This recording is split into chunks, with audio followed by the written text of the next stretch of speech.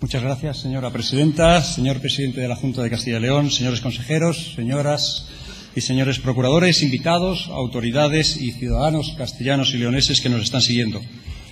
Castilla y León es hoy una comunidad parada. Es una comunidad parada porque, a pesar del tono triunfalista de nuestro Gobierno, seguimos contando con más de 200.000 personas que no tienen empleo. Estamos parados hoy porque la tasa de desempleo en los menores de 25 años roza el 45%, dato que se dispara hasta el 60% para los menores de 20 años. Castilla y León está parada porque necesita de nuevos proyectos empresariales y no solo no los tiene, sino que en los últimos meses hemos tenido que digerir los anuncios de cierre de referentes como Lauki, Dulciora, Unisan o el Banco CEIS, como hemos escuchado esta tarde.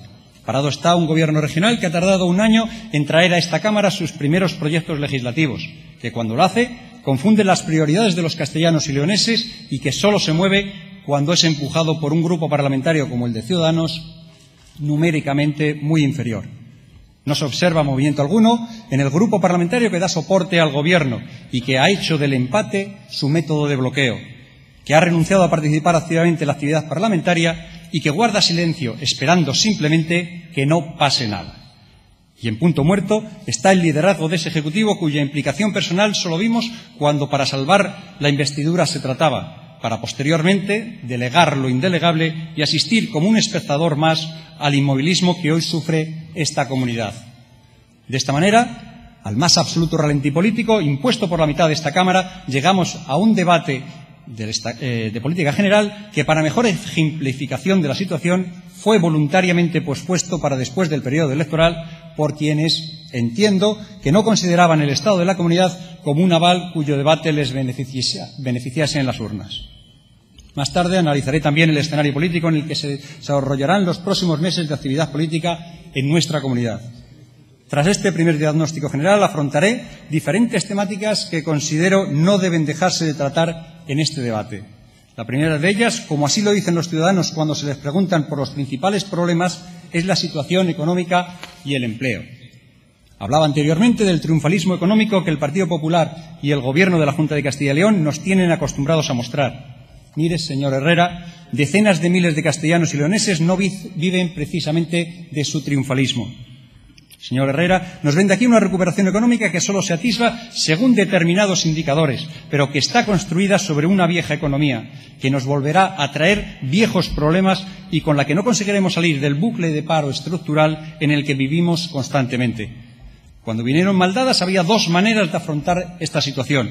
Se podía pinchar la burbuja política de las duplicidades, de las empresas públicas, de la administración como fin en sí mismo, de las famosas fundaciones que tanto le gustan a ustedes en el Partido Popular, y se podía también recortar en sanidad, en educación y en dependencia.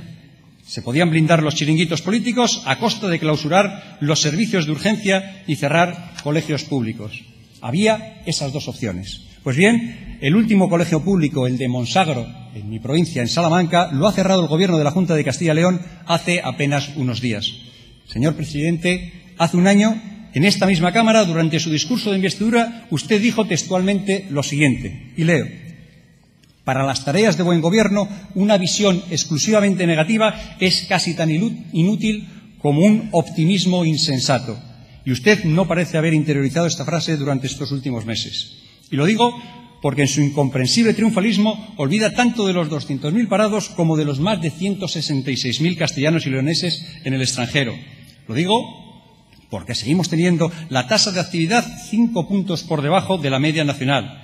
Lo digo porque una cuarta parte de nuestra población roza el umbral de la pobreza o vive incluso por debajo de él.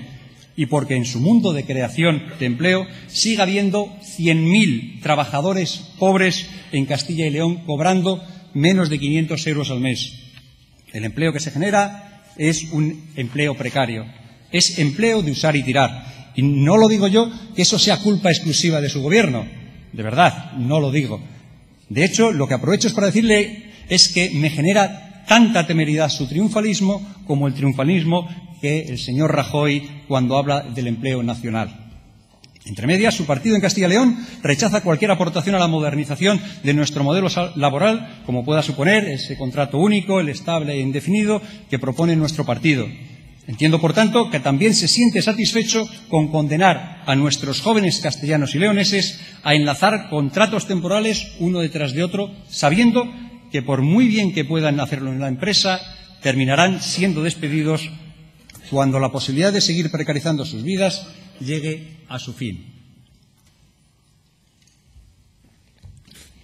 Señor Herrera, vuelvo a emplear otra de las frases que usted pronunció durante su discurso de investidura el año pasado. Muchos de los empleos que se crean no tienen la calidad y duración deseables y no hacen posible asentar sobre ellos un proyecto de vida personal y familiar. Solo hace falta ver que un año después nada ha cambiado. Nuestro gasto en acción de empleo y formación es claramente insuficiente en comparación con los países europeos que tienen menores cuotas de paro y de exclusión. Será necesario, por tanto, un aumento en ese gasto, pero dicho aumento tendrá que venir acompañado de un cambio en el diseño y contenido de nuestras políticas activas de empleo. Hasta ahora la ineficacia ha sido la característica predominante en este aspecto. Por ello, impulsamos en nuestro acuerdo de investidura la necesidad de que se promoviesen desde su partido aquí en Castilla y León y a nivel nacional los cambios que fuesen necesarios para reformular estas políticas, de manera que los fondos de formación fuesen dirigidos directamente a los desempleados y que fueran ellos los que los utilicen de la manera que entiendan más eficaz en un mercado libre y que termine dando respuesta a su demanda de reincorporación a un puesto de trabajo. De hecho, como de otras muchas cosas, el Gobierno de la Junta de Castilla y León se ha olvidado en este primer año. Necesitamos un nuevo modelo económico que genere empleo de calidad, modernidad y estabilidad. Generar nuevos escenarios de futuro que pasen por encima de la condena a la precariedad que debiera ser ya pasado. Construir la recuperación sobre los cimientos que ya se han venido abajo varias veces no es esa seriedad de la que ustedes alardean. Es pan para hoy y hambre para mañana. Es, señor Herrera, cortoplacismo y temeridad. Nos ha dicho esta mañana contratos de 6 meses, señor Herrera, y esa es la solución para los jóvenes. Y en estos meses han empleado todos sus resortes para mantener ese mismo modelo. Han suplido con titulares la fuga de empresas y los empleos de nuestra región. Han tapado con simbolismos y apariencias las crisis del sector de la ganadería, tanto la crisis láctea como la de los que generan los ataques del lobo. Han generado revuelo en torno a las minas y resulta que los mineros siguen teniendo los mismos problemas que hace un año. Han hablado de emprendimiento y los emprendedores siguen teniendo en ustedes a un enemigo. Señor presidente, hoy, cuando una persona en Castilla y León se sienta ante un folio para poner en marcha un negocio y sitúa a un lado y a otro las potencialidades y las dificultades, sigue poniendo a la Administración en el lado de las complicaciones. Y no precisamente como una más, sino como uno de los principales obstáculos que nuestros héroes del emprendimiento deben superar. Necesitamos una política económica que precisamente nos dote de la seriedad de la que ustedes alardean, pero que luego se difumina en el mar de la improvisación. Solo así se justifica que las consejerías actúen como reinos de taifas sin coordinación entre sí, sin planificaciones compartidas y sin responsabilidad común asumida. Hemos podido observar en este tiempo cuál es su método de funcionamiento y no nos ha gustado. Lo vimos en el plan de dinamización de los municipios mineros. Y esta vez no tienen al otro lado de la mesa a alguien a quien puedan hacerle la trampa de englobar en un solo folio las ideas que ya estaban siendo puestas en marcha. Esta vez hace falta solvencia y planificación, porque lo necesitan esos ciudadanos de Castilla y León que se quedan sin futuro en esas zonas.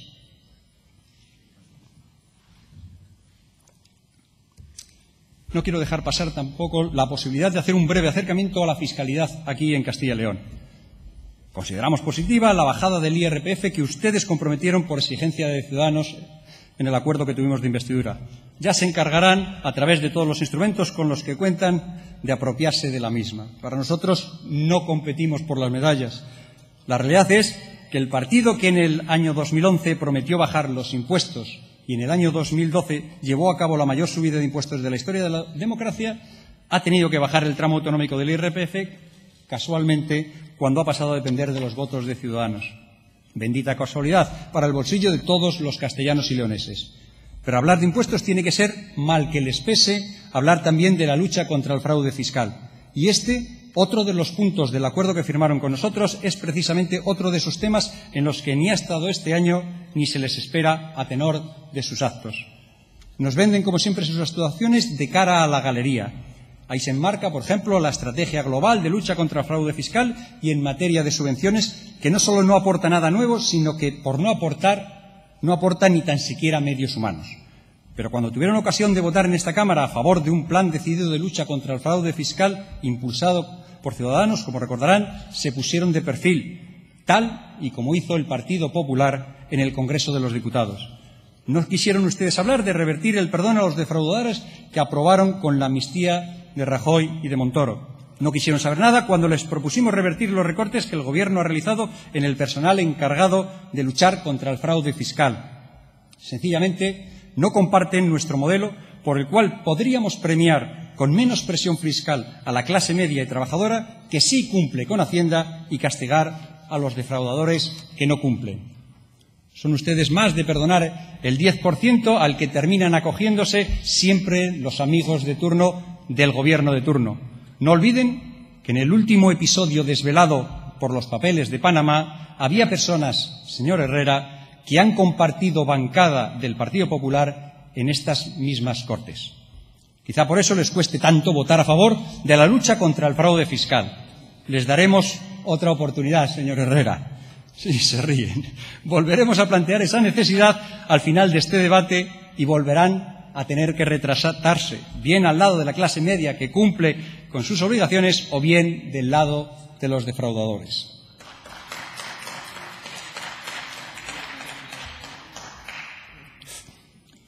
Señor presidente, es evidente que una de las grandes reformas que necesita nuestro país es la modernización del mercado laboral. Es igualmente evidente que Castilla y León requiere un cambio de modelo productivo y del escenario económico. Pero nada de eso sería realmente útil si no somos capaces de construir entre todos un gran pacto por la educación que nos permita ganar el futuro. Y no quiero que mi intervención en este respecto se limite a una crítica a la situación educativa en Castilla y León, que por mucho que en la comparación con otras comunidades pueda encontrar consuelo, sigue demostrándose insuficiente para conseguir el objetivo final de formar buenos profesionales y ciudadanos críticos. Cuando uno habla de educación, debemos pasar el tono, debe sacar de la arena política la discusión y debe sentarse a la mesa sin ruido y esperando que el resto haga lo mismo. Castilla y León puede dar ejemplo si tenemos la firme voluntad de darnos la mano en un nuevo acuerdo que deje de ver la educación como un proyecto de legislatura con apellidos de ministros para empezar a pensar en una sola generación que pueda disfrutar de estabilidad normativa. Ya he reflexionado en esta tribuna en varias ocasiones durante estos meses sobre el papel que las Cortes de Castilla y León pueden tener en aspectos de competencia nacional como impulsores de reformas y acuerdos que puedan ser desde aquí elevados o promovidos en base al diálogo y al consenso.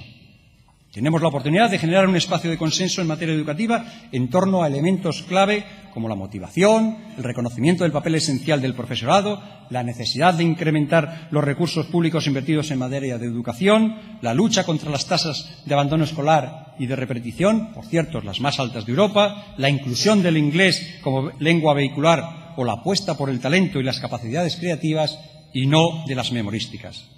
Y ese modesto espacio de consenso, generado con voluntad política en un Parlamento autonómico como este, podría ser trasladado y tomado como ejemplo para un gran pacto por la educación a nivel nacional.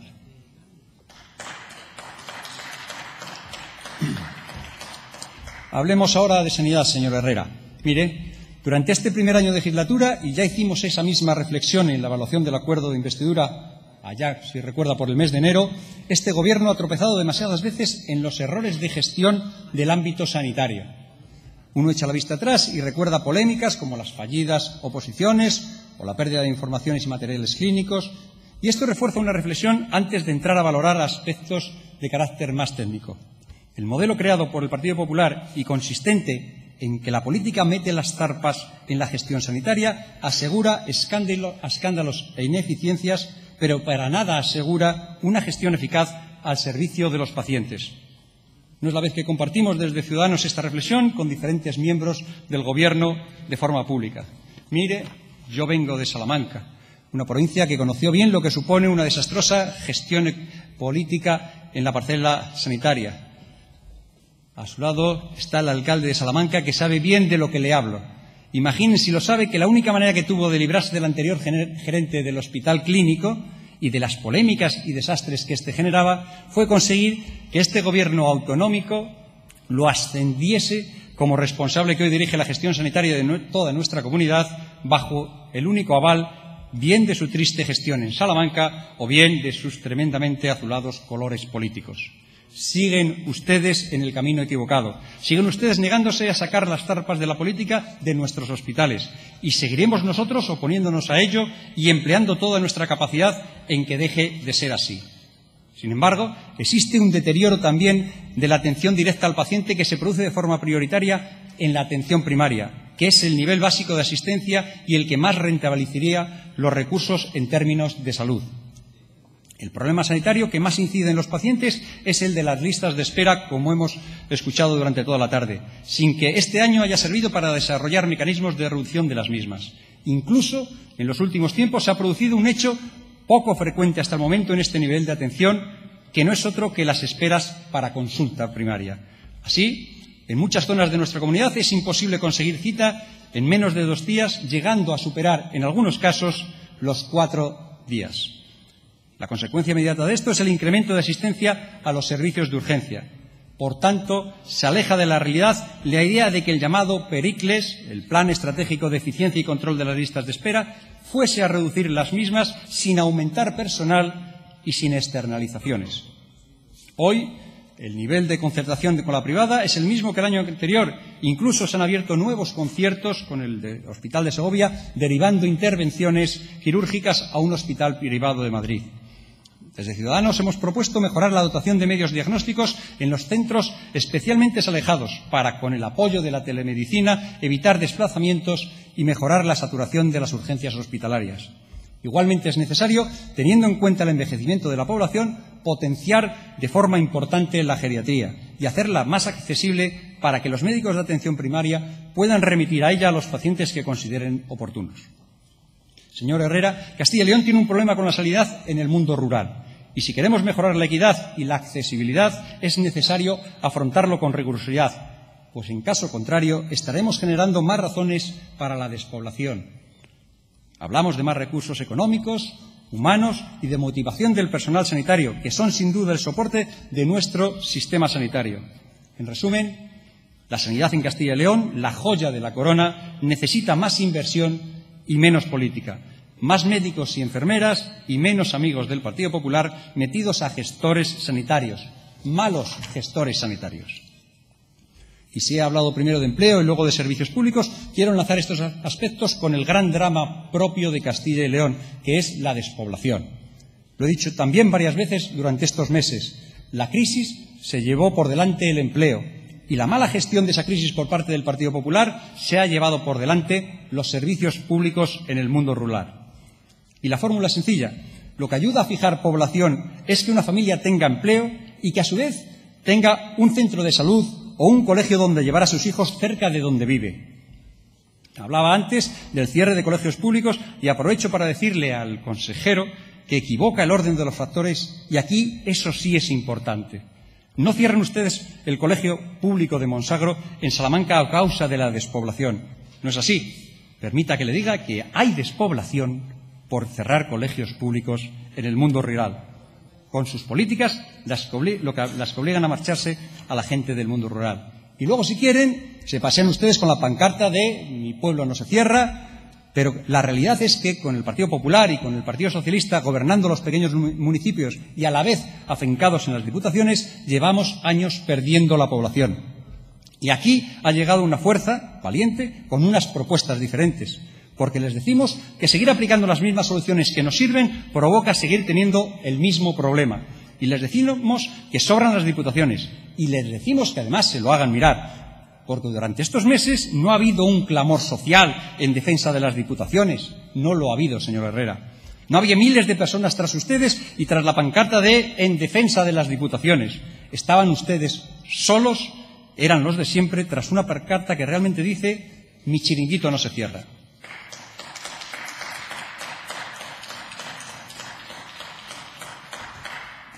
El plan de dinamización de zonas despobladas, seguimos esperándolo como otras muchas cosas. Y tenemos un problema que ya es un drama. Tenemos a la generación mejor preparada, mejor formada de nuestra historia marchándose en trenes y aviones porque no tienen un hueco en su tierra. No hay quien emprenda un negocio en el mundo rural porque hay que cargar no solo con las dificultades propias de abrir ese negocio, sino con ustedes y con su burocracia. La misma que hace que casi nadie quiera venir aquí a instalarse porque saben que los mejores proyectos no se hacen en los concursos públicos. Esos han estado siempre reservados a los amigos del poder. Miren, Castilla y León se desangra y mientras tanto ustedes están en el despacho del consejero de la Presidencia haciendo mapas con una regla y un compás, jugando a la ordenación del territorio en un modelo personalista que en este último año ha sido rechazado incluso por representantes de su propio partido en diferentes instituciones. Y lo hemos dicho muchas veces, diseñaron ese plan cuando les valía con un rocillo que decían amén a lo que salía de ese despacho. Pero ahora ya no es así, y les falta la humildad de reconocer que deben volver a traer ese proyecto y trabajarlo con los nuevos grupos políticos con representación en esta Cámara. Y les falta la humildad de reconocer que no pueden imponer los mapas desde un despacho sin tener en cuenta las mancomunidades que ya existen o las opiniones de los propios alcaldes y vecinos de los municipios. Y mientras, seguimos sin ser eficaces en la lucha contra la despoblación. Y mientras, seguimos perdiendo talento y seguimos perdiendo juventud.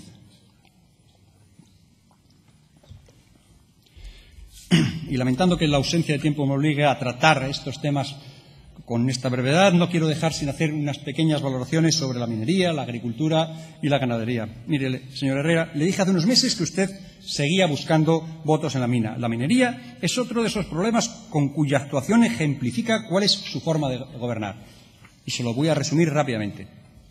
Existe un problema serio para muchas personas de esas zonas. Existen promesas infundadas. Existe mucha demagogia, existe una creación de falsas expectativas y, por supuesto, existe la fijación de un enemigo externo. Señor Herrera, la realidad se impone, las promesas no pueden cumplirse y se genera la frustración. Se vuelve a poner el foco en el enemigo externo y usted lo maquilla todo con el victimismo. Y la realidad es que seguimos teniendo el mismo problema que hace un año y 12 meses menos para construir soluciones serias.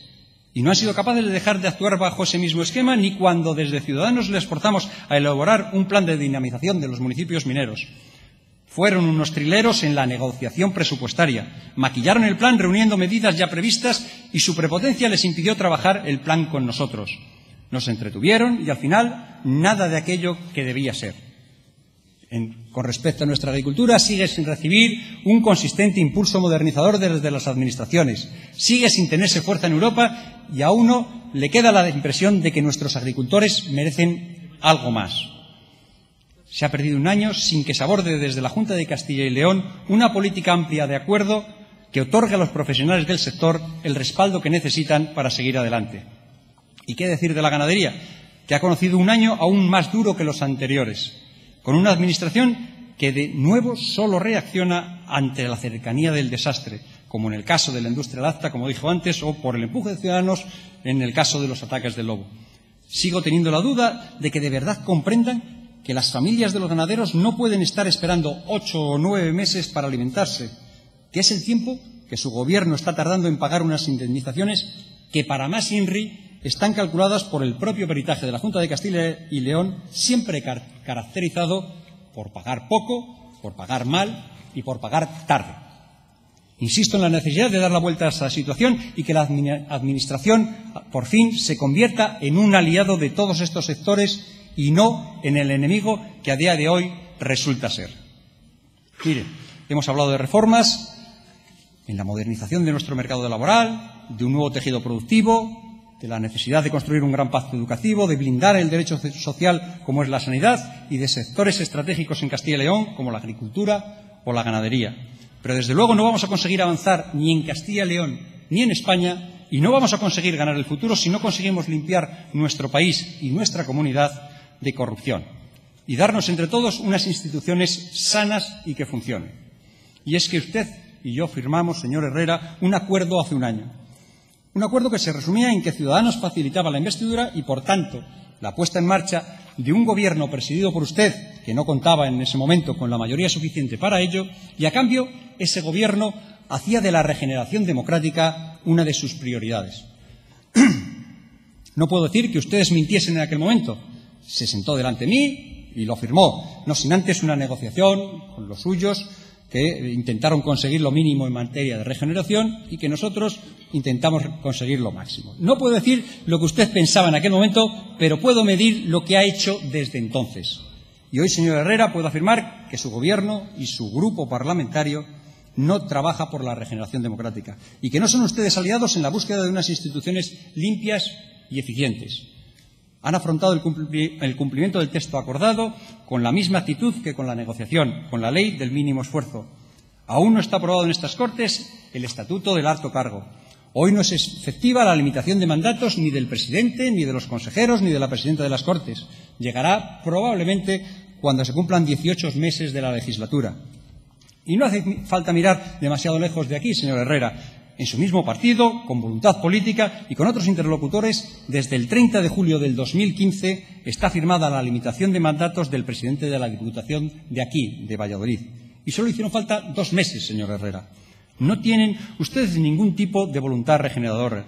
Han priorizado traer iniciativas que dividen a los castellanos y leoneses en lugar de aprovechar el pasado pleno para traer de una vez por todas el proyecto de ley que Ciudadanos exigió para proteger a los funcionarios que destapan los casos de corrupción.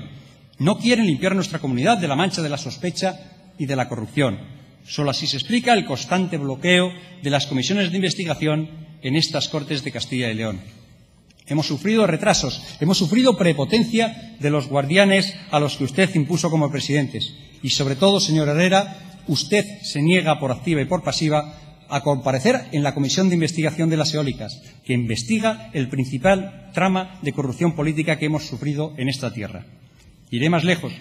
Usted faltó al respeto a esta Cámara compareciendo ante los periodistas, afortunados ellos, para sustituir así su comparecencia aquí en las Cortes. Y lo hizo con un tono socarrón, como ya le he dicho en otra ocasión, dando evidentes muestras de nerviosismo y con muchas sonrisas. De verdad, señor Herrera, ¿qué le hace gracia de la corrupción? ¿Le provoca la risa que los altos cargos del Partido Popular y del Gobierno de Castilla y León desfilen por los juzgados?